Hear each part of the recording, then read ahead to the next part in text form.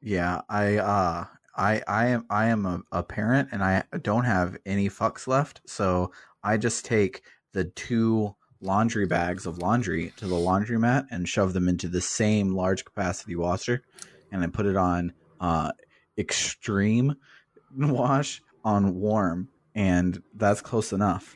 And then I'll put it in the dryer for an hour, whichever dryer is open that fits everything. I put it in there for an hour so I can go do groceries and then come back and grab my clothes and then go in.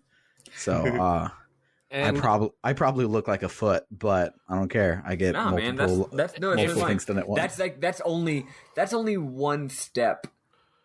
That's only one step worse than what I do, and I have a washer and dryer in my basement, and do not have children. If you fuck up, then you'll just, instead of being like, oh no, this shrank, you'll be like, oh, they must have grown. Yep.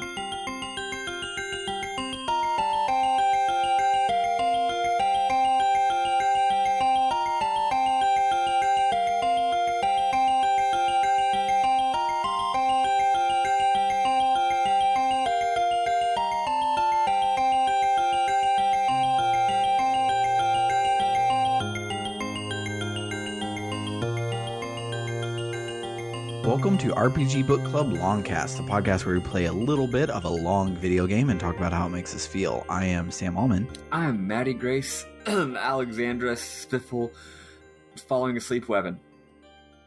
I'm David Bernard Hauk. Okay, I'm not trying to cough Bernard. No, I don't have coronavirus, but I don't know. I'm sorry. Maddie and I are friends. We make fun of each other. No, it's fine. Well, I will say, actually, fun little. We're not doing like how's your week or anything, but I mean, I do have the privilege of not living in a state that is all smoke. So this isn't like a how is your week thing, but it is something that you and the viewers, I think, will find funny. I was doing some stuff outside yesterday. I was on a strike picket line and doing that all day and shit. And I was getting ready to go somewhere else to a different picket line, a different part of the city, and you know, it is like, it's COVID time, so we're all wearing our masks, we're all social distancing, but like, it's a little weird, right? Being like outside with a sign, yelling while also coronavirus is happening. But anyway, I didn't realize we were going to have lunch provided. I guess that our strike fund made enough money to cater some lunch, which was really nice. So they had these fucking burritos. And I was so hungry. I devoured that burrito, and I devoured it so fast that a little bit of it went down my windpipe. And it wasn't a big enough piece that I was like in danger of like choking to death and dying. And I was pretty aware of that. But like I could feel it, and it didn't feel good, and I didn't know what to do about it.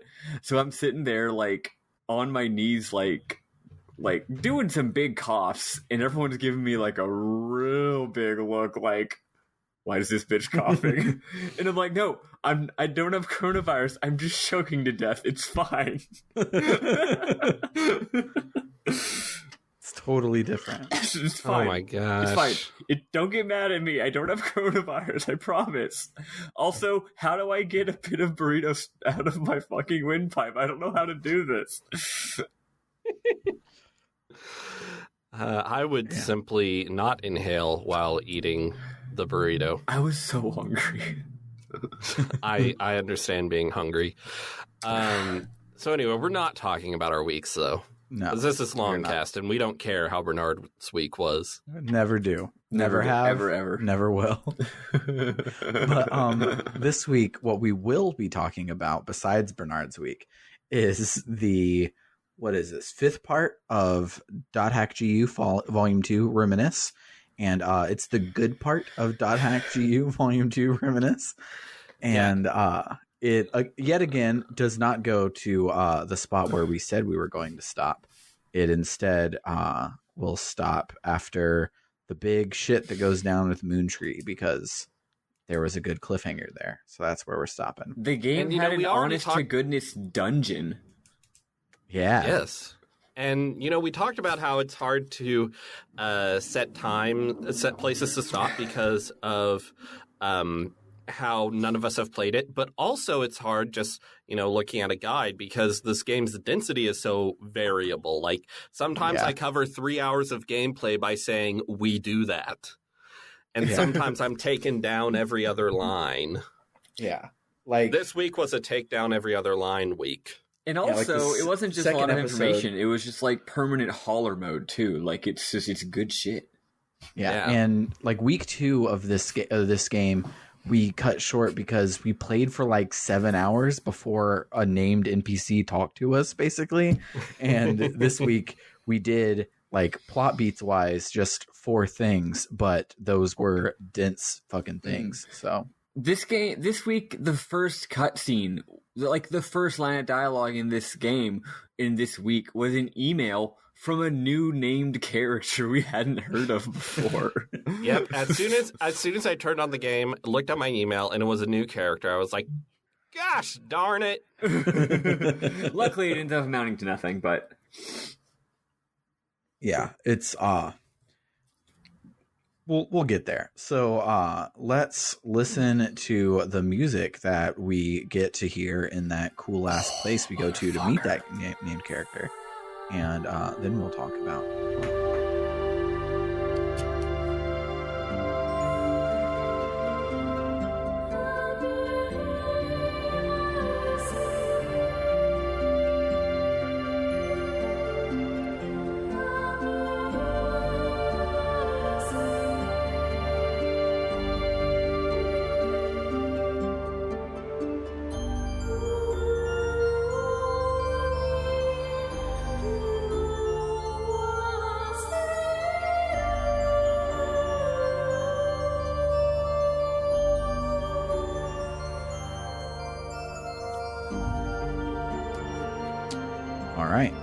take it away, Bernard. All right, so we get an email from someone who we, the player, don't know, named Philo, and it says, "You must be pretty shocked to get an email from me, seeing how I'm supposed to be dead. I have something I want to give you. I'll be waiting at Theta, bequeathed insatiable mysteries." Yeah, I think Philo is a character from the anime. I assume figured, so. Yeah, maybe he died or something. Yeah, I mean, and I'm thinking that this might be, because remember way back like 6 months ago now when we first started the first one, and I talked about the anime on the first episode, and I said how if you wanted to watch it right here, don't, because part of it spoils chapter 2. I don't know if this was about Philo or not, but it feels like maybe it might be. This might have been what that warning was telling me about. But I haven't watched Roots yet to know. But I've thought about it because it's on Hulu, so I might do that. Ooh. How long is it? Do you know? I think it's 24 episodes, but I don't know. God, I was hoping for like 10. Anyway. So we go to that area and find what looks like the spectral form of this Philo person. He tells Saseo to open his heart's eye or something. I clicked through before I really processed it. And then he disappears. In his place, something called Adler's Key appears, and the UI informs us that after collecting a certain amount of Adler's Keys, you can unlock sealed lost weapons. Which unlock sealed lost weapons just sounds like an area name. Yeah. That's funny. Also, finally got it. Dot Hack Roots, starring LeVar Burton. Sam gets it. Philo tells us there's 4 more Adler's Keys here. We find them easily. It says we unlocked the seal on the first phase. Then Philo tells us to read the email he just sent us. It says, "So you got a hold of Adler's Keys. It will be your guide to a temple that lies at the very end of this world. And Teseo, they will lead you to unlocking the power hidden inside you and your character.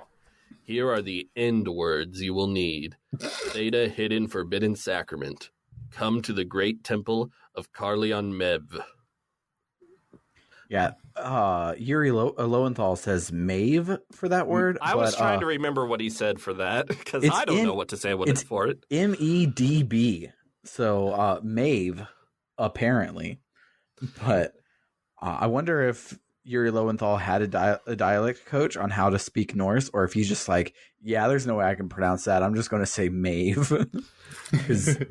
I find it hilarious that Haseo the character instantly knows how to say it. It would have been funny if he was like, Carleon, I'm going to go with Maeve. I mean, it would make sense. It's lore in a game where no one cares about the lore. Yeah, that actually would be like a realistic thing in this game if like none of the characters knew how to say shit, because they're all just like teens, like who are like barely like semi-literate.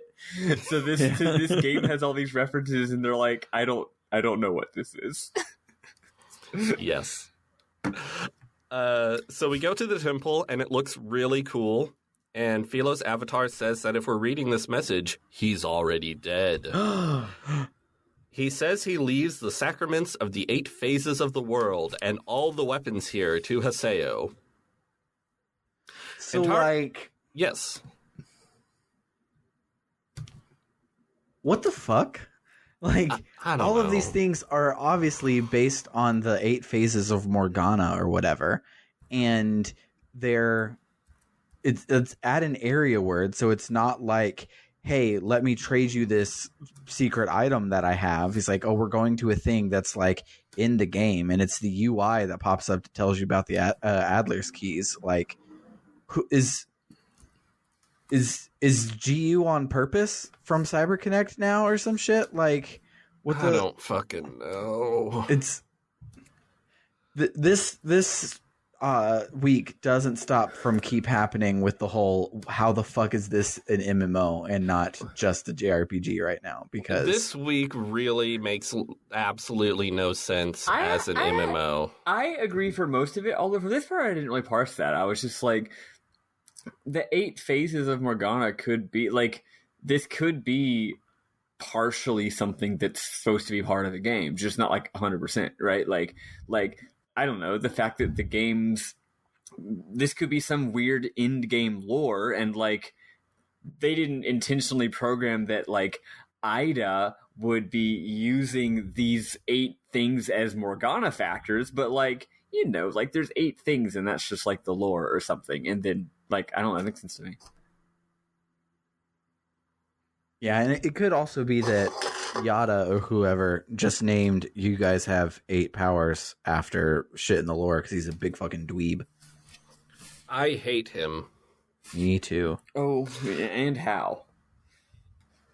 So Antares, who I don't hate, shows up and says that before he died, IRL Philo left Antares his character and a message. Antares tells Haseo to take the lost weapon behind Philo's character. The UI tells us the lost weapons are weapons that embody the lost power of Epitaph user characters. To gain these weapons, you will need to offer Adler's keys to break the seals and defeat the sealed beasts that protect the weapons. So we unlock the badass scythe behind Philo with the Adler's keys, and then we fight the sealed beast. And it was actually a pretty tough fight for me. It was pretty hard because he was like a HP sponge. I don't think I was ever going to die. I just couldn't kill him because he was an HP sponge and also healed a lot. So I used the new Divine Beast Awakening thing that we have, that the one that like you have to time it in the middle, like fucking Cyclone at the arcade or whatever. And so I was using that one, which would get out like 1,300 damage.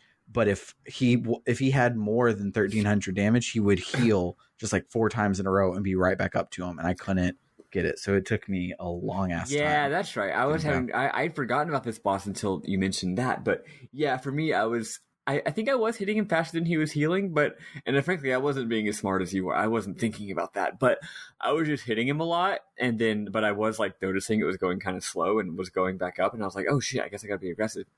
But once I got him like maybe halfway down or something, I noticed that what's it called again? You just said it. It's Divine Awakening, I think. Yeah. Morale. Once he was around halfway through, I just happened to notice my morale was up, and so I just immediately mashed the button without using any strategy or thinking at all. And it turns out it did enough damage to kill him the rest of the way. So I was like, cool. That takes care of that. Yeah. So we get the badass scythe, but my twin swords still do better DPS. Yeah, So I use that. They really do have like, because like, sorry, brain completely farted there. So scythes having bigger area of effect came in real handy when you had like aggressive ass PCs here later, and twin swords I use for almost everything, and then the big ones I use for like shit that has a lot of HP that also hits hard, so that I can get out big burst damage because it has higher burst damage than the twin blades do. And I surprisingly think about that a lot when, like, last game I just, big sword, do big numbers, use big numbers and win. So, fun fact about me, first of all, apparently I'm playing this game way different than y'all. I have not used the twin swords a single time this game. I was using the big not even now that you can switch to them like all the time. We can only like when things are weak to them. We can only equip two weapons at once, right? No, you can equip a weapon of each type. Yeah. Oh, for some reason I can only equip two. Or maybe I just never looked into it. I don't know. Whatever. Yeah, you do one of each type, and then if you set the skills to it, you'll swap to it. Right. Oh man, god damn it. I guess that explains how some of the enemies aren't weak to the two that I actually use. Okay, well, whatever. But still, I use the big one and the scythe because I love the big one, and the scythe is useful sometimes. Although the DPS difference right now is like a bit too much for my liking. But the other funny thing is that I'm just now realizing that after this cutscene was over, I never equipped it. Which I used. There was a lot of fighting this week, and I did not equip that scythe at all. And I kept being like, man, I wish my scythe did more damage. It's a really good scythe. God it heals your HP and SP for every like combo finisher you have. God damn it. Yeah, it's just like 20 HP and 10 SP, but that's a lot. It adds up. You're spamming attacks all the time. Well, yes. So,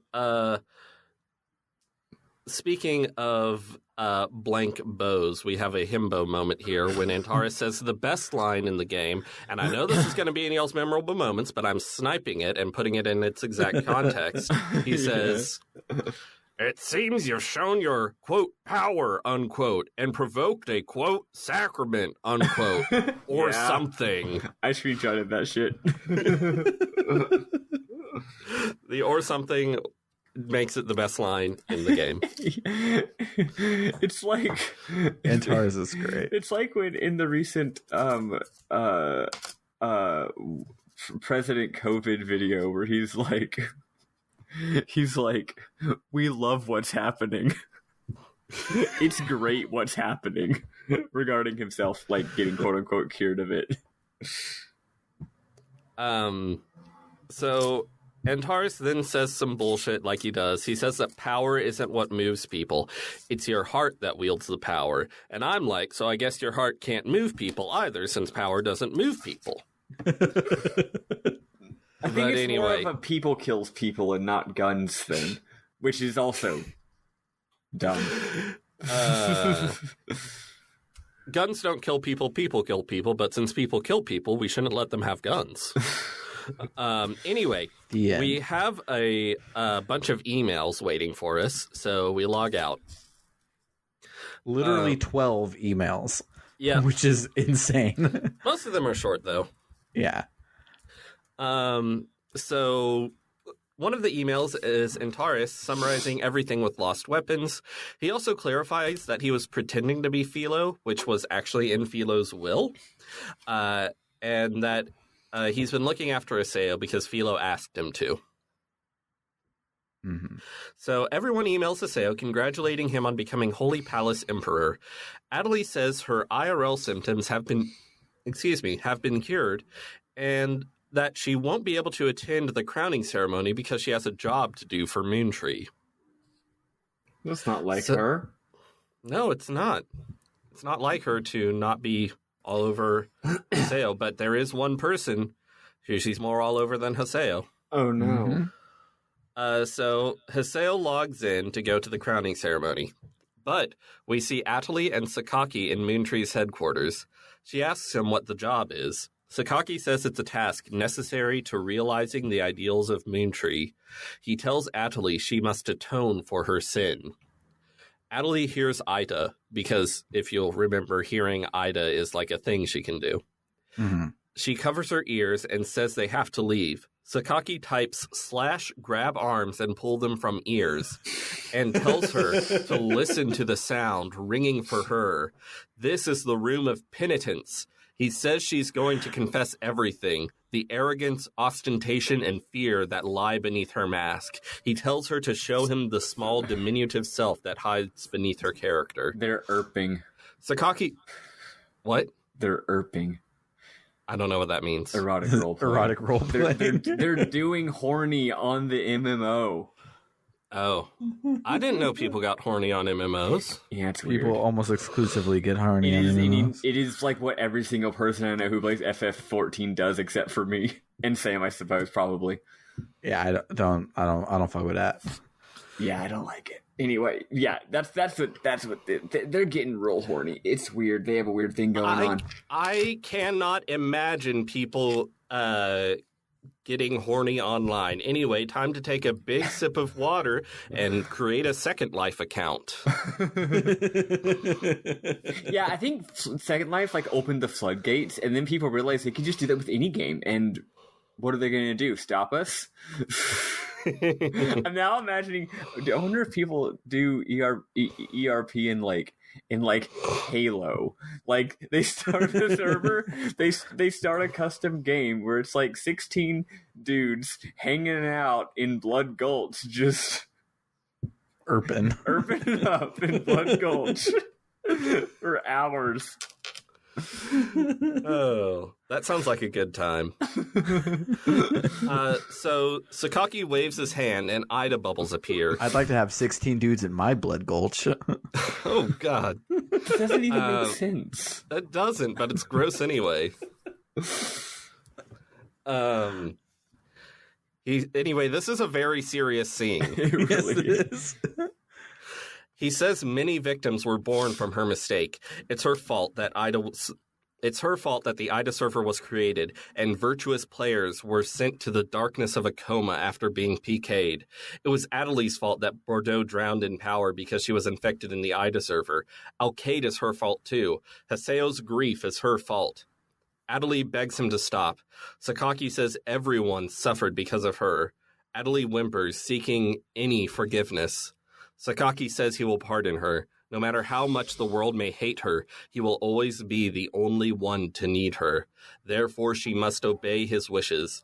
If she leaves him, she'll be plunged into solitude. He tells her to close her eyes and relax. The scene fades to black. Adeli screams. Yeah, Time for the crowning ceremony. They got a weird thing going on. Yeah, time to go get drunk with all of our friends and hope that nothing bad happens. Yeah, that scene was rough. But now it's time for the crowning ceremony. So we're going to have a little bit of Pyrrhus III antics that goes in memorable moments, and everything will be fine for a second. So we go to the same place where the last ceremony was held, and it's pretty much the same thing as before. So we go and talk to everyone. They congratulate us, and Antares even gives us his member address. So I think we're going to be able to invite him to our party. Nice. Yeah. Also, there's a voice character who I did not recognize named Taihaku. Did y'all recognize Taihaku? No. Might have been No, it couldn't have been one of the Moontree people, because Haseo later says he didn't see anyone from Moontree. Anyway, Taihaku says, we've now seen the difference in power between one who is trapped by desire and one who is supported by faith. He is the guild master of Ecolo, the Champions Guild where Sirius and Alcade are from. We met him last thing. Yeah, I did not remember him. Before, I googled him. I didn't know who it was. I was just like, I think I've seen him sometime in the last 30 hours of this video game. Surely you can forgive me for not remembering. Yeah, especially because the scene where you met him was that scene that you famously said, now let's meet 12 new named characters. Yes, God. We met Alcade, who wasn't important until the next game. We met Sirius, who wasn't important until the next game. We met Taihaku, who still isn't important. And the scene in which we met all those characters was, as a whole, not important. Yes. So, Haseo goes to the gazebo to spend some time alone. He realizes he didn't see Ovan or any Moontree members here. He sees Adelie for a moment, but she disappears. Pai, Kun, and Kaede, who is Zelkova's assistant. And last episode, we mentioned Lord Kaede is what Adelie called her, and I was like, I don't remember who the fuck that is. But then I saw her, and I was like, oh, you're Zelkova's assistant. And I waited for them to say her name so I could take my notes. Nice. Say her name so I could take my notes. Yes. So anyway, those three run up and say Sakaki has betrayed Zelkova. Sakaki's followers have taken over Moontree headquarters. Zelkova was PK'd and is lost. Pai got a call from Yata saying there was a strong IDA signal from Moontree headquarters. Zelkova may become a lost one. Kaede asks for Haseo's help, and apparently Zelkova had instructed her to do so if anything happened. And Haseo goes along with it. Kaede says Adelie attacked Zelkova, but she looked hollow, like she was being controlled. Black orbs appeared and possessed Moontree members. Then they started attacking each other. The black orbs were around Adelie, too. She may have been possessed by Ida. No. Yeah, Adelie's character looked like if it wasn't a real person, it was just being controlled by someone else. I wish I had the confidence of these people to write stuff not internally consistent like this. Yeah. Yeah, It's Bernard, kind of imagine how freeing. Imagine how much more productive you would be, Bernard, if you just wrote shit that just sucked. Seriously. This doesn't actually suck, it owns. But like something that like sucked, like by your standards, this, like if you wrote this, I'd be like, Bernard, this is the worst thing you've ever written. Right. But think of how much more productive you would be. It honestly, and you'd probably have a great time, and I would probably have a great time reading it. And later we'd all be like, you know what? It's a good thing that you did that instead of what you were doing before, which was only making things that were really good.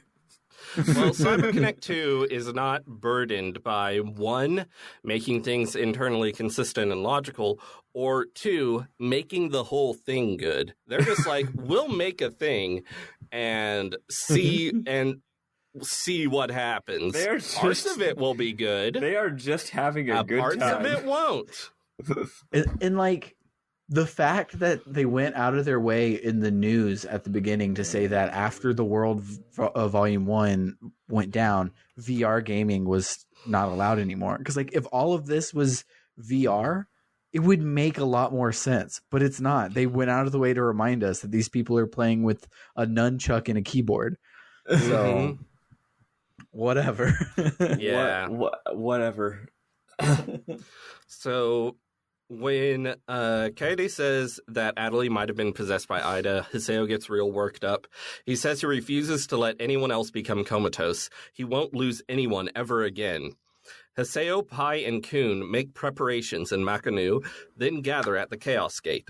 But they find they cannot warp to Moontree headquarters. Pai says Ida must have grown enough to select players to imprison in an area. Moontree HQ has been turned into a small-scale IDA server with specific players selected. Pai says the last IDA server was only to observe, but this one is to experiment. She says it's clear from recent events that IDA desires epitaphs, which, again, someone's saying something as though it's a revelation, even though we're like, yeah. Yeah. It's trying to get Adelie's epitaph again. Since Adelie hasn't opened her eyes as an epitaph user, she can't resist Ida. Pai asks about that thing Haseo got when they escaped the Ida server, the Ovan 01. She tells Haseo to give it to her and says Yata can use it to get them into Moontree HQ. She says she'll email us when it's ready. So like, was this just an item in his like character inventory this whole time that he could just trade to her? I guess. Yep. It just He just didn't know what it was, so he hadn't done anything with it yet. yeah. He was like, Ovon? Huh. To be fair, and again, this is the part that is believable as an MMO, because, like, I don't know. When I play FF14, my inventory's got I don't know what the fuck's in there. Like, there's so they many give you items. so much room They give you in FF14. Well, also, they give you so much. Well, not if you're me and you fish constantly, but not every single quest. Like every single quest, the quest is like, "Hey, go tell this guy I said hi," and it's like, which of these 3 like incredible pieces of armor do you want? And I'm like, I don't know. And it's like, also you got 3 wing zams of whatchamahoo, and I'm like, I don't even know what that is. And then it goes in my inventory, and I never see it again. So, like, honestly, this is very believable for me. Especially for someone like Haseo, because he's just like, I just want to level up. And they're like, Haseo, you have an Ovon thing, right? And he's like, oh yeah. I think that is on, like, page 7 of my inventory. So we see Pi approach Yatta and give him the Ovon 01. He says it's an ironic name for a key. He tells her to begin the analysis, and once they have made a copy of the key, evil laugh. Yatta emails Haseo instructing him to go to Theta Discerning Neighboring Vampire to gather data seeds from the Ida there. They'll need them to hack a sign that leads to Moontree HQ. We do that. Yatta emails us again saying that now that we have the data seeds, we can get through the backdoor sign for Moontree, which is located in Sifberg, which I believe is the place where we ran into Pierce the Third earlier. Yes. Good catch. And he says to bring Kuhn and Indrance for support. So we have to deal with Indrance. Haseo, Kuhn, and Indrance head to Sifberg and enter the sign. Then we see the mysterious figure in the pointy cloak talking to Yatta again. The figure expresses displeasure at the situation. Yatta says their agreement states that he is in control of everything related to Ida. He says they've gathered 6 epitaph users. The figure says Yatta's superiors are concerned about him, and that the only thing they desire is the consistent, stable operation of the world. Complete control. Normal. So are they the PR team for CC2? I guess. They want something they ain't getting. I like how it seems like the most ominous thing ever, and then you're like, wait, this is literally all a video game. They want complete control of the video game they develop and maintain. Yeah. They're just really, really, really disgruntled client services people.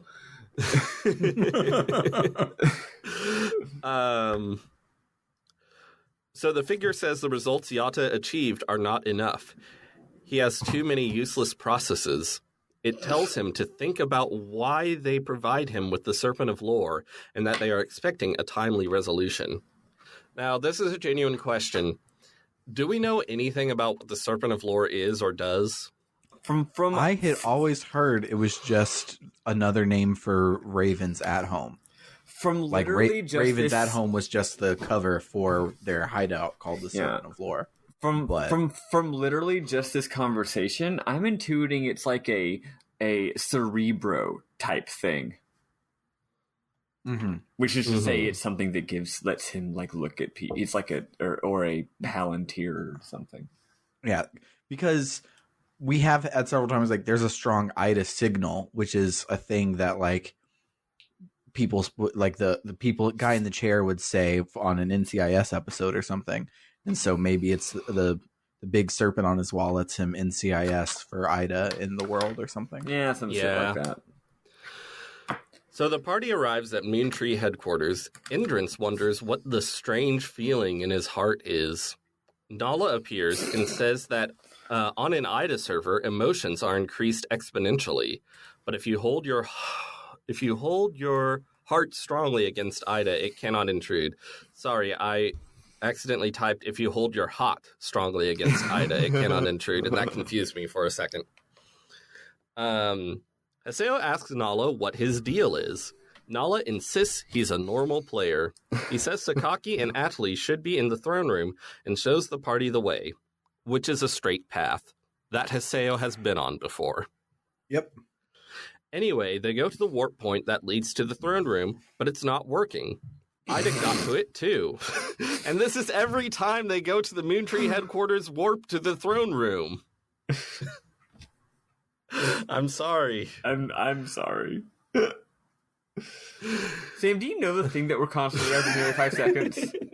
No. Every I'm time gonna have to send something's it not to you working. because we put our references literally any time either of us are talking about anything, and I'm realizing it's been so long. I need to send you the goddamn video so you'll know what the fuck we're talking about, and we can link it in the show notes. It's Yeah, I have very no idea. funny. I just thought you were referencing that we tried to warp to Moontree twice, and both times they weren't working back to get back. But apparently, Yeah, and this is every time we try to warp every to time we Moontree. try to warp. It never works. So Nala says there's a way to the throne room without warp points. So we have to go through Moontree HQ like it's an area. Except we have to fight parties of players in order to progress because their Ida amplified emotions are creating barriers or something. Yeah, they were hard. Like, none of them were ever, like, about to kill me, but they, like, juggled me a lot, and it was annoying to get through. Unlike the Harder than monsters. Unlike the PvE in this game, the NPC PvPs actually, I don't know how to use the square button. The PvPing NPC PCs. Yeah, but like really, it's like you've got a sword. Like you can just attack me as much as I attack you, and there's 3 of them, and they just totally gank you, and it's a lot.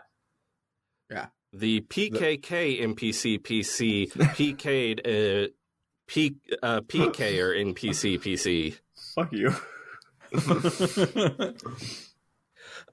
yeah. So, which reminds me of a thing that I love to hate about this game is how like all in they go on the go in on the fact that MMO players only refer to things as acronyms, because so many times it's just like, oh yeah, they PK'd her. I'm like, yeah, you could just say killed her. It's just say they owned her. Yeah, just say like why do you need to say player killed? Just say kill. Yeah, you're on voice chat as we now know, because Adderley's voice chat was broken, so everyone else is using voice chat. You don't have to say PK while you're talking. That's harder to say than just say killed.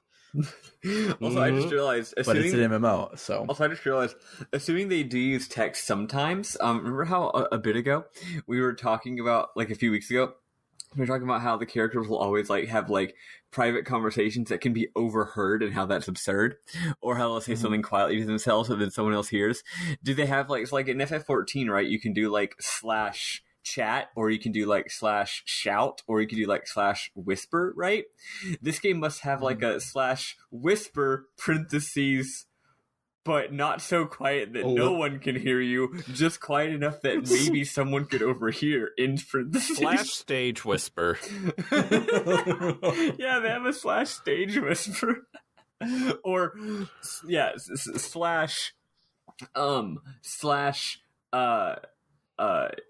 private conversation, but some sound leaks out. Maybe it's like a floating point number you get to put, which is like how much someone listening in could possibly hear you.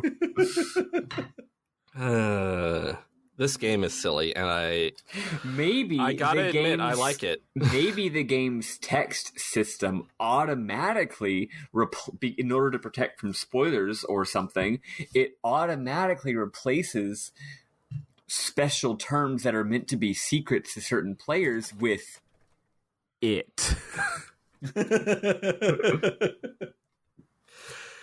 Anyway, the party encounters Matsu, who says we're late, even though an appointment was not set. And he's just saying we're late just for fun. He has decided to defend Sakaki, and he attacks us. After the fight, Matsu collapses, laughing. He bemoans his loss against Haseo. Haseo asks why he didn't use his broadsword. He doesn't really have an answer. Then he disappears. Indrit says it's possible Matsu is now... ...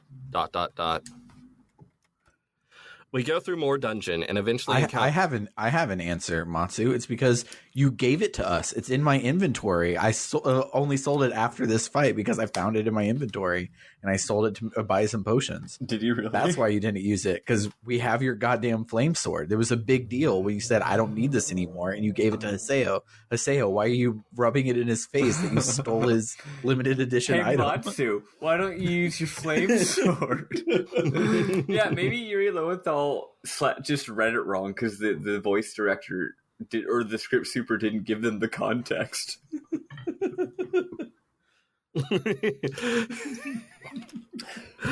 That is something that Volume 1 Haseo would say. Yeah. So we go through more dungeon and eventually encounter Hiragi, who goes on and on about protecting Sakaki and doing anything for him, but he also tells Indrance to shut up, which is nice. Yeah. So Hiragi attacks. After the fight, Indrance gives Hiragi a lecture about how to love someone, because Indrance is an expert on doing that in a healthy manner. Hiragi tells Haseo where Sakaki is and asks him to stop Sakaki before disappearing. After some more dungeon, we're ambushed by a new face, Moontree's medical leader, Sofura. Nala explains that the medics were just a front for Moontree's ninjas, so does that mean, like, there's a healer/ninja class? Yeah. Can you make your class look like it's a different class? Or is this like Final Fantasy 14 where they've just leveled in cleric, but no one knows they also leveled in ninja? Or like, is it a secret where like you're going and you're looking through your classes and you're like, Twin Blade, no. Adept Rogue, no. Broadsword, no. Do I want to be a healer? No, that sounds dumb. But if you actually pick it, you're a ninja. Maybe when you pick healer, it says like if you look at once you get to like level 20, there's like some text that pops up and it's like, you will now unlock the ninja arts, but don't tell anyone that's not a healer, okay? It's a secret. Just like don't tell anybody, because otherwise it doesn't work. Yes. Or it's like in Final Fantasy 14, the archer, when it gets its job expansion, is Bard, which is kind of out of nowhere. It doesn't really make sense. I wonder if it's the same thing where it's like, okay, well, the Adept Rogue is going to job expansion and get a broadsword, and the cleric is going to be a ninja. I mean, ninjas use poison. Medicine and poison are two sides of the same coin. Sure. So we fight them, and it's sort of hilarious how we had these two really dramatic scenes with Matsu and Hiragi, and then it's just like, here's someone new. We fight them. Okay. And they're a ninja, because why not? Yeah. Really feels like they just forgot to introduce a third character, but they really wanted to have 3 boss fights here. Yep. So after the fight, Nala says the throne room is just ahead, and here's where the game gets good. Haseo enters and finds himself in what appears to be a school hallway where everything is white. His party members aren't there. Shadowy human figures populate the hallway. Voices echo as Haseo walks down the hallway. They sound like the painful high school memories of a girl. Haseo finds himself in a strange white space with rows of school desks. In the center, a shadow of Atali sits at a desk. She talks about how she got different clothes and a piercing to be cool for her friends, but her parents got mad. Haseo asks what this is. Sakaki says it's Atali's memories. He and the real Atali stand on a platform floating above the scene. The shadow Atali says she did her best, tried to do what everyone said, but none of it worked. Because if she didn't do what they said, they'd leave her. Haseo asks Sakaki why he'd do this. Sakaki says to understand people.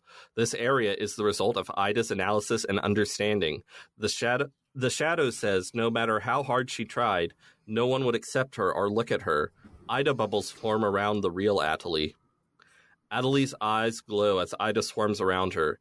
The shadow disappears. She starts floating, twitching unnervingly. Haseo demands what Sakaki did to her. He says everything Haseo couldn't. He consoled her, spoke to her gently, was always there for her. He asks Atalie who slighted her. She says everyone. Everyone decided she was worthless. But he says she's not worthless to him. He says, the ones who are truly worthless are those who do not realize your true worth. Sakaki says it's time to go. Time to go and show all those who deemed you worthless that they are the truly worthless ones, the ones not fit to exist. Atalie starts screaming Sakaki's name. He says she'll never be hurt again. Now go forth and destroy all those who have hurt you. Light surrounds Atalie. These dark things erupt from her and surround the scene, creating the familiar battlefield where we fought avatars in Ida many times. Atalie summons her avatar. Sakaki... It's cool looking. It is. It's very cool looking. Sakaki tells Atalie she's beautiful when she's overflowing with power. Now the real world is being ruled by the online world. Once they rule the online world with Ida, the real world will be as good as his. He will eventually control people's very hearts. Then he will create a new world where no one fights or is oppressed. With the power of epitaphs and Ida, he will create new harmony between reality and online. Yeah, this sounds stupid, but you have to remember they moved the entire government online 3 years after an online game caused like nuclear meltdown. So he's probably right. You probably can't take over the world by being good at an online game. Like on Absolutely. one hand, it's funny because like they did set it up because they did say, "Hey, the whole government's online. Surely nothing bad will happen."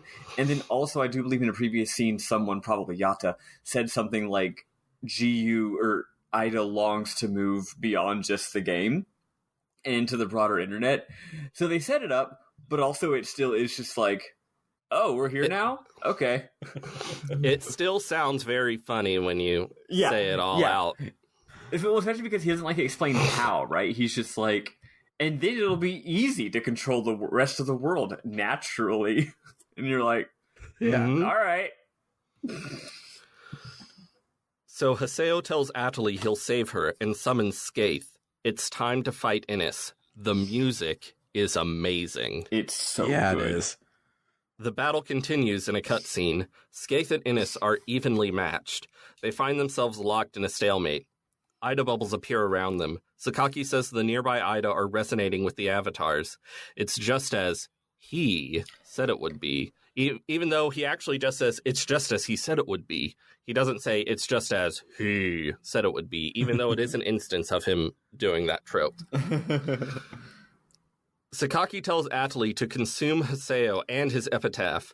The 8 phases, the Morgana factors, are the keys to which rule the world. This world. Giving Ida more epitaphs will allow its power to grow exponentially. The battle continues. Haseo wins. He separates Ida from Atalie, which Sakaki declares impossible. Haseo lands, back at the throne room of Moontree HQ. Sakaki is there too, but warps away. Indritz, Kun, and Nala run up and ask Haseo if he's okay. Haseo says it's over, but Sakaki got away. They see Atalie collapse nearby.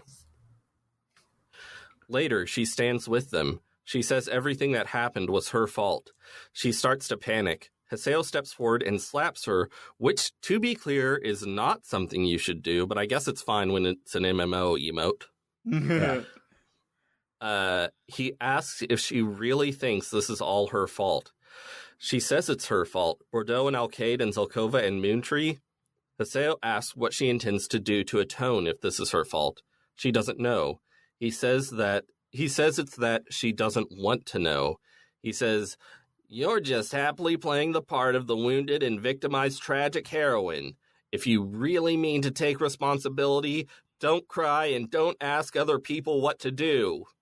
That's my Yuri Lowenthal voice. Kun is like, "What the fuck are you doing?" Indrins thinks Haseo is on the right track with this. Haseo continues his pep talk? And Atalie says she's not strong like him. Zelkova steps up and says she's not alone. Zelkova is okay. He says Haseo and his friends will walk this path with Atali. Zelkova then tells Nala he's happy to see him well. Or should he say, GU leader Yatta? What? Gosh darn it. So Yatta's voice now comes from Nala. He snuck an alt into Moontree. Haseo is baffled by an MMO player having multiple characters. Who's got the time for that? This is why Nala sold out Hiragi and threw his match. Kaede runs up. Zelkova says it looks like everyone who was PK'd at Moontree is coming back due to the destruction of the Ida server, Matsu and Hiragi included. Yatta says he'll investigate Sakaki and email us later. The end. The end. Hell yeah. So, I thought of this after you were already on a roll, but when Sakaki was like, what? This is impossible. How is he this deep into Ida and epitaphs and all this shit and has never heard of data drain? Like, that's like first grade SpongeBob. That was literally the first thing when we awakened our thing. They're like, yeah, so data drain is really scary. It's the thing that Tri-Edge used, but we use it for good. But Sakaki wasn't there that day of orientation or whatever, and he learned how to overthrow the government via an MMO, but didn't learn about goddamn data drain. I just wonder what InfoSec is like in this game with the whole guild thing with alts. Is it like when someone new joins the guild, are they like, do you promise you don't have any alts? Especially in rival clans. And they're like, I do not. And they're like, all right, cool. We'll tell you, well, come right over here and we'll tell you all of our deepest, darkest secrets. So I bet that Hiragi and Matsu now being slighted and know that Nala was doing interguild politics. I wonder how many tickets they opened with their local GM to complain, because that happens a lot. Oh no. What, people complain about players just like being jerks and saying like, that's illegal, I should get you banned. Yeah, it happens all the time, especially with guild politics. Like it shouldn't matter. I could not imagine having a guild on a game that I cared about so much that I would make some barely minimum wage person read over chat logs to weigh in on. But yet, that was about half of the tickets I took at Blizzard. That's so dumb. Also, I will say, Haseo's quote unquote, as Bernard said, pep talk. I feel like it started off like Haseo's being a big ol' asshole, and or these writers have watched too much anime and don't know how people work and think that this is actually a good pep talk. But by the end of it, I was like, he's doing a pretty good job. He's doing all right. Here's what I think it's kind of effective, actually. I think the idea behind what he was saying was, I don't know if I want to say correct, but I think it was, worthy of being said. It was like, you think to say that, I think it's okay for you to go through saying that. He just did a very bad job with it, I feel. I feel like he could have... Yeah, he could have finessed it a little better. Not say she's happily playing the role of the victimized, traumatized heroine. That's kind of a jerk way of putting it. Yeah, but by the end of it, I think he was just like, look, you can suck ass, but stop feeling like so much shit for sucking ass. It's okay to suck ass. Just, deal. And it's like, yeah, that makes sense. Or it's like, hey, stop feeling like shit because you feel like shit. Just feel like shit. It's okay. Yeah. Just feel like shit for fun. You can feel like shit, just don't also feel shit because you feel like shit. And then she gave her little pep talk, or did she not do that yet? I don't know what you're talking about. So. Sorry, you're right. We started. Yeah, I played farther because I played before you said that we weren't going to play farther. Never mind. She gives kind of an anime speech about how she's going to believe in herself, at the beginning of next week, playing off of what Haseo had told her, and it worked. It turns out it worked. Yeah, good on Haseo. But yeah, it's like, sometimes on one hand, you want to validate people's feelings, and on one hand, you want to show people sympathy and empathy, and you want to be there for them and like give them the space they need to like deal, especially when they have like trauma stuff. On the other hand, you know what? Sometimes if you have the right relationship where this sort of thing is appropriate and warranted and you're not just some jerk, you know, and like you've built up a level of trust and understanding, it's like sometimes you do gotta tell people to just fucking like get the fuck over themselves a little bit. You know what I mean? Just a little bit sometimes. And if there's one thing I know, it's that Adelie and Haseo have the right relationship and only do things which are appropriate. Yeah. Well, Adelie thinks they do, at least. Adelie thinks that Haseo is a great guy and cares about her, so when he says this, it works. So let us listen to that Innis fight music. Oh my god. God. Then we will talk about our memorable moments. That music is so good.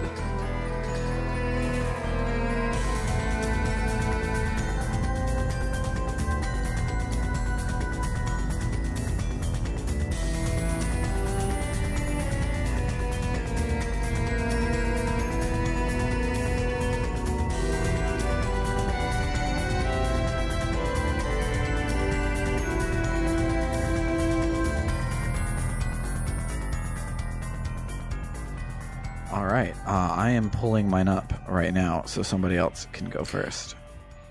Maddie, are you ready? I have one that isn't really a moment so much as a joke I thought of while Bernard was talking. but the thing is, okay, so like you get the Ovan, like that really was quite funny. And like Bernard said, one of the characters says that it's an ironic title for an item. And like I agree, like it is weird. It's like Ovan is kind of an ironic title. Like, why do they call it Ovan? When you ove on the cold food about not eating Shut the fuck up. I'm sorry. Shut the fuck up. Let's see. What else? Here we go. Yeah, this is the part that actually would be a spoiler. I didn't realize that when I screenshotted it. When that one guy, the old guy, y'all said his name, but I already forgot it, talks to you. Nala? In Moontree. I love how he's just like, surely you jest. I am just an average, everyday player. I have no special powers such as yourselves. And I'm like, he said, believably,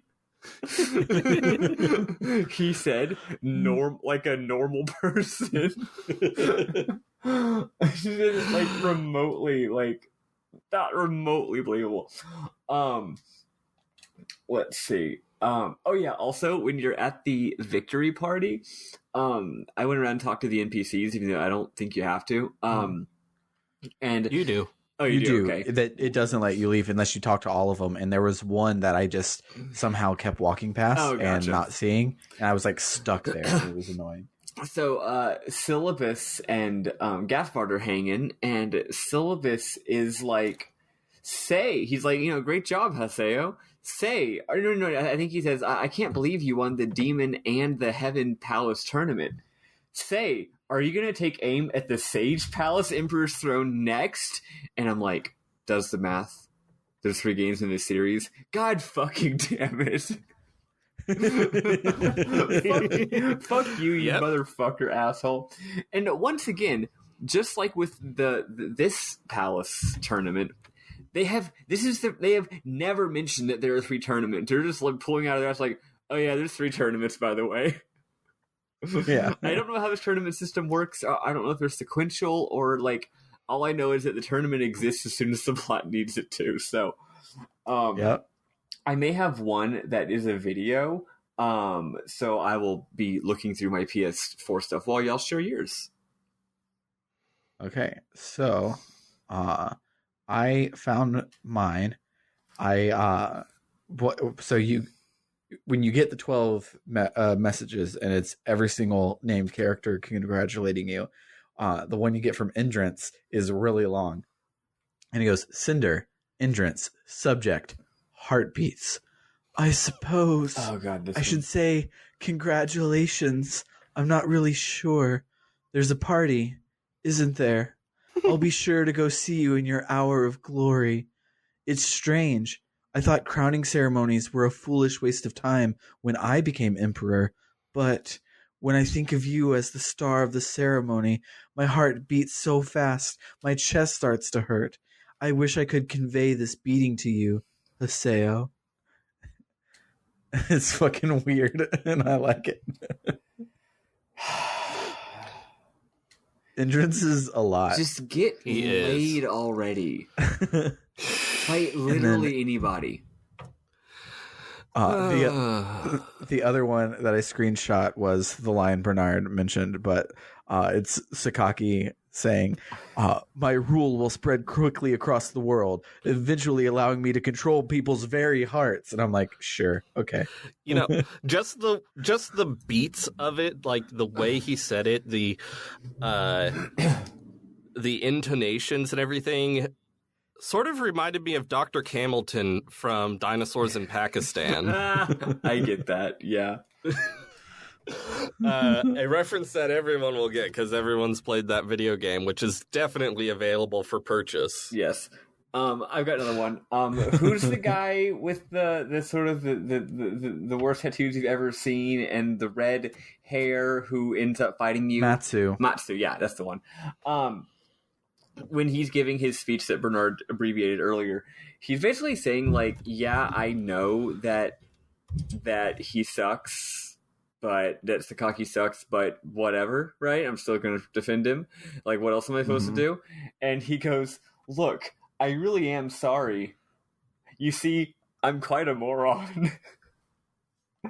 And then he goes, so and then he good. says, I thought about all the other things I could do about this terrible situation, but in the end, this is all I could come up with. And like, that's a fucking mood. Like, I thought a lot about it, like and this is all I got. Sorry, I'm dumb. It's the himbo version of the climax of Speed Racer 2007. Yes. I thought about this a lot, and this is all I could come up with. I just want to make sure y'all are using the correct terminology. I think y'all are using incorrect terminology here, and I want y'all to make sure that y'all aren't that y'all are being politically correct here. You see, so there's the himbo, which is the male version of the bimbo, but then there's the girl version of the himbo, which is called the fimbo, and then you have the boy version of the fimbo, which is the bimbo. So I do believe he's a bimbo, the boy version of himbo, or the boy version of fimbo. Anyway. I really liked the filmmaking in the scene with all the school desks. The filmmaking was just very striking. And also, Adelie's voice acting has always been, okay. This week, it was like, oh, I'm going to show the fuck up. Yeah, it was dope. It was really good. It was really dope. It was, her voice acting was suddenly really fucking good. Yeah, so this week reminded me of the phenomenal last dungeon of Digimon Story Cyber Sleuth Hacker's Memory.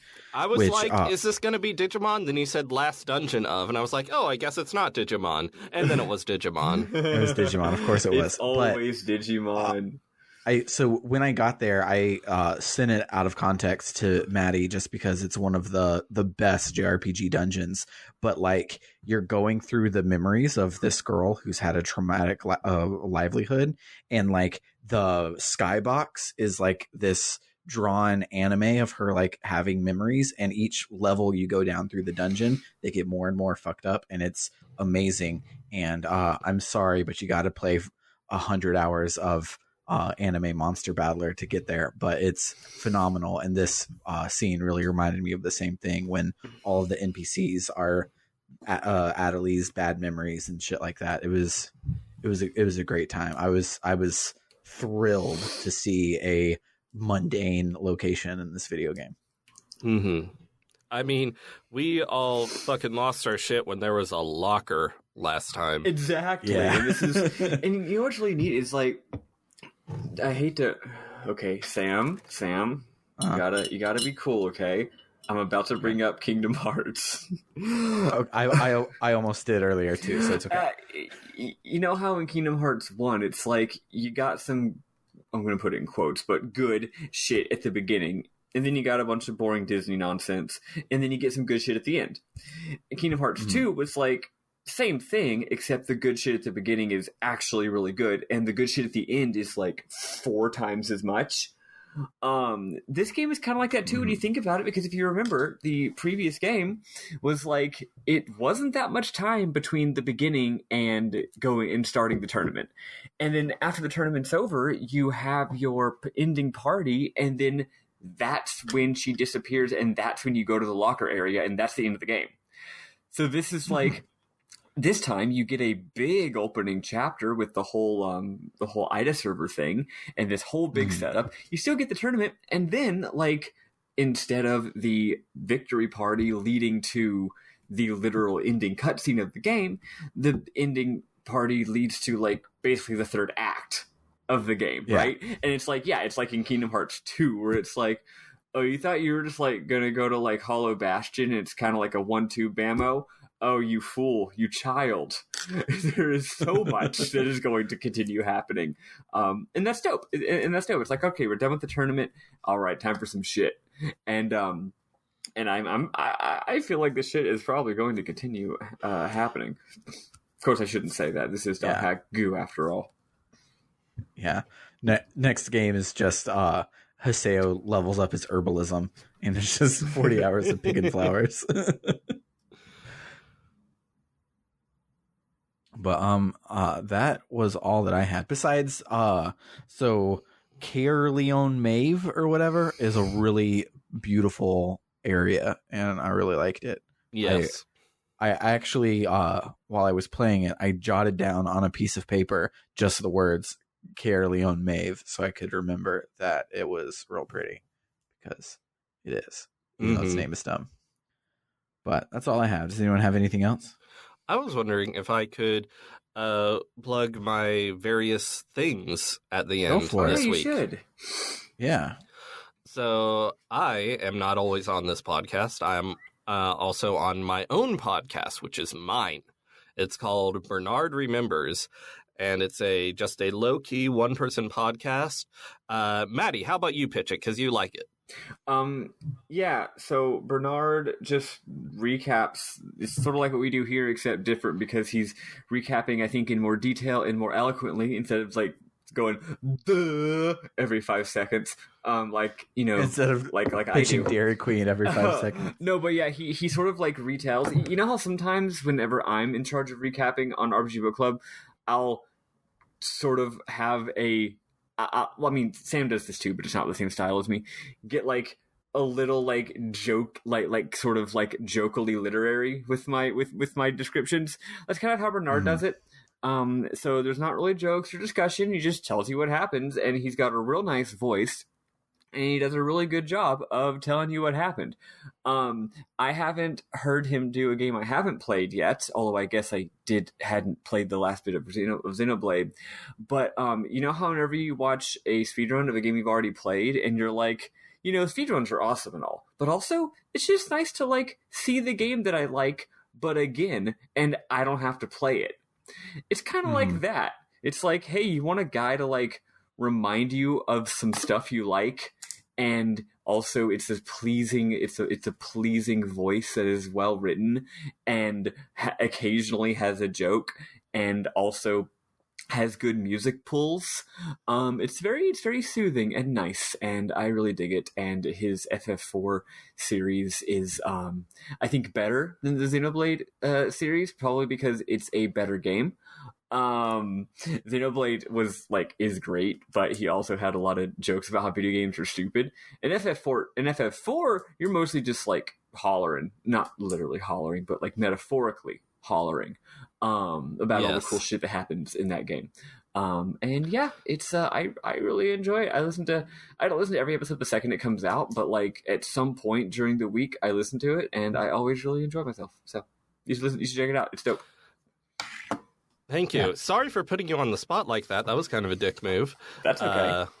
But Yeah, I did Xenoblade Chronicles Definitive Edition for my first one. I'm doing the DS version of Final Fantasy IV for my second one, and the third one is going to be Fallout 1.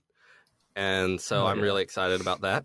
So if you want to revisit any of those games with me, listen to my podcast, Bernard Remembers. And also, I am streaming on Fridays. I have Falcom Fridays, and I'm streaming East Origin. And then that's at 9 p.m. Central. And then on Sundays, I have GameCube Sundays, which isn't an alliteration or a pun or anything. It's just I play GameCube on Sunday. Very disappointing. And I played that at 2 p.m. Right now I'm playing Pokemon Coliseum, which, in case you hadn't heard, is awesome.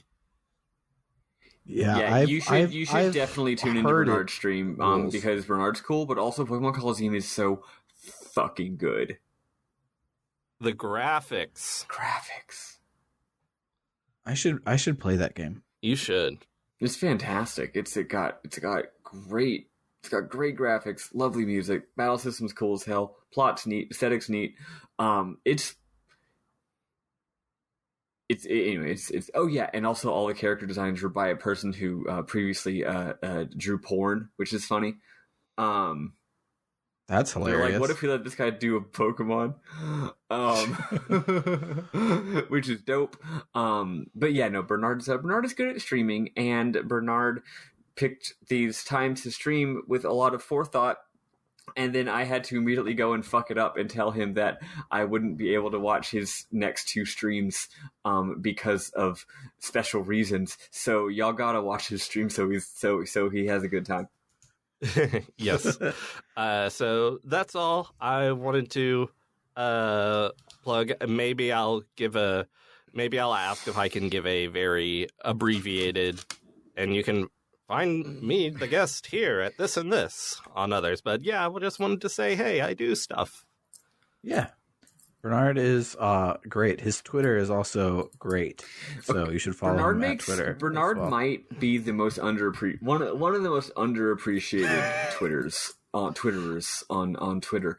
I am at Barnyard House on Twitter. Barnyard House, like the two structures. Like, some of Bernard's tweets are really, really good. And they never do the numbers that I think they deserve to. So they never do numbers. Unlike my tweets, which are all complete garbage and do numbers sometimes for no reason. Once again, just like CyberConnect, Bernard, you got to start putting less effort into these you got to start doing worse. Like, just don't make things that are good. There's not a market for it.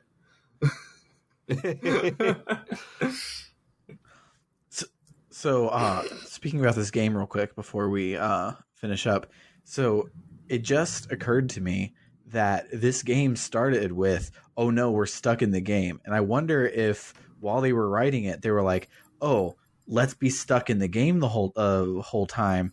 And then they wrote the whole plot. And then they're like, oh, wait, no, we already hyped up Crimson Verses, so we have to get back to the thing. So they unwrote it. And that's why there's all of these things that are like the real emotions and real stuff, because the people were supposed to be in the game the whole time. Well, the problem is that, like, it would make a perfect sense as an escalation to be like, oh my god, things got serious in the game now. But, like, as I said with in the last episode of the first game, like, in my opinion, one of the things I really love about this, that I actually really, really do enjoy about these games, is just the basic flow of going from game to email to forums, you know? Actually, we haven't checked the forums for info for a plot relevant reason a single time this game, which leads to further proof. We have? Yes, we have. Oh, okay. Well, I forgot. Yes. Yeah.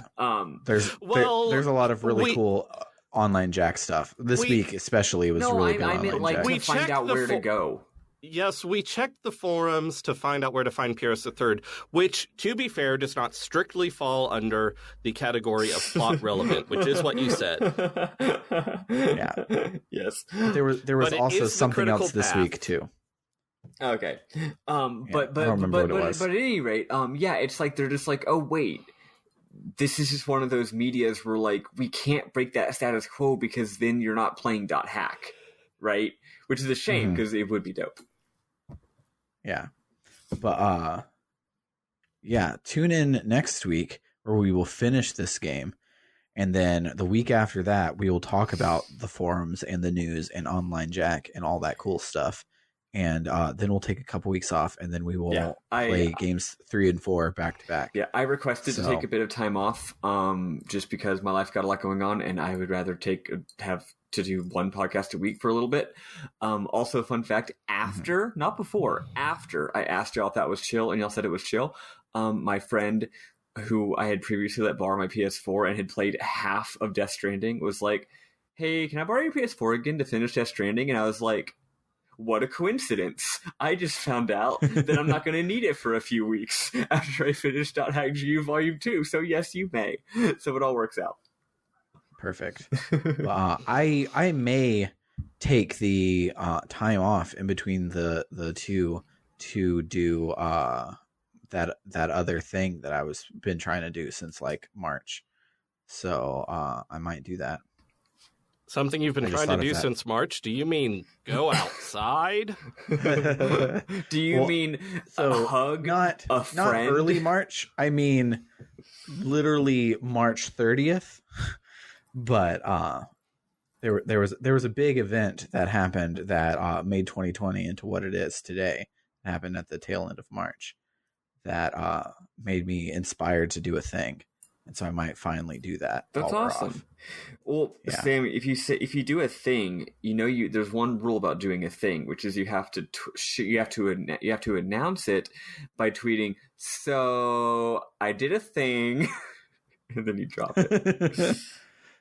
No, see, I know that I'm in a JRPG, so I can't announce that I'm going to do a thing before I do it, because that means that I'm going to get abducted by the final boss the moment I say, oh, I can't wait to do this thing at some undisclosed time in the future. As we've discussed, never say you're going to do something in the future. It's bad news. You can't do that. But yeah, if you like what you heard, subscribe to Bernard Remembers and watch Bernard on Twitch and watch Maddie on Twitch and tune into our regular episodes in this podcast feed and hit us up online at www.rpgbook.club for links to all of our socials, including our Ko-Fi, which is ko-fi.com/rpgbookclub, which is where you can donate monetarily to unlock more bonus seasons like this one. The one that's up for donations right now is the season on Last of Us Volume 1, which I'm super excited for. That game has been sitting on PlayStation 4 since the day I bought it, and I have not done a thing with it. So excited to finally play that game. So hit us up there. Otherwise, this has been an episode of LongCast, and I have been Sam Allman. I'm Maddie Grace Webben. I am David Bernard Houck. Log out, BRB, etc. Online lingo. Good joke, Sam. Good one. Bye. And this is every time I log into the game. Bye.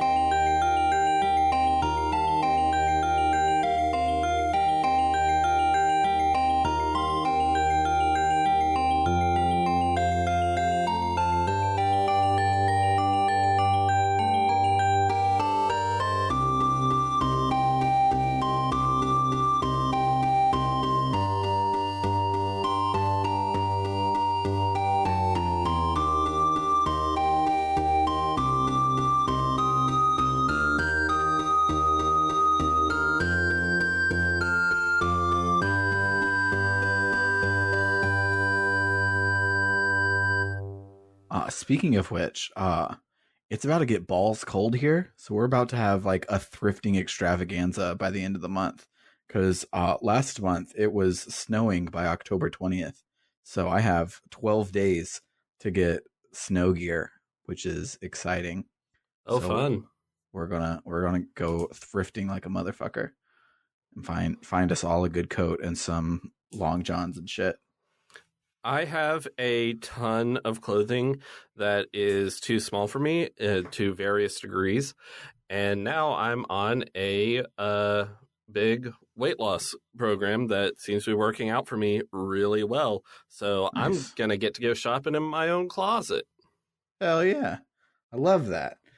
That worked for me in the opposite, because when I was a scrawny little 150-pound boy when I was getting married, I found this kick-ass Patamon t-shirt at Hot Topic, but the only one they had was in 2X. And I was like, geez, this is so big, but like I have to buy a Digimon shirt. I have to be on brand.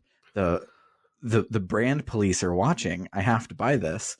So I bought it. And then I got fat, and now it fits me, and I like it. Nice. You bought it aspirationally. Yeah, I was like, you know what? I'm getting married soon. I want to be fat and happy. The aspiration of what you just said, really, it's not like I can't wait to be fat. It's like one day I'm gonna be in a happy monogamous relationship, so it's gonna be okay if I get fat. Or society will evolve enough such that there's people stop being such jerks about people being fat anymore, and then I'll be able to wear this shirt.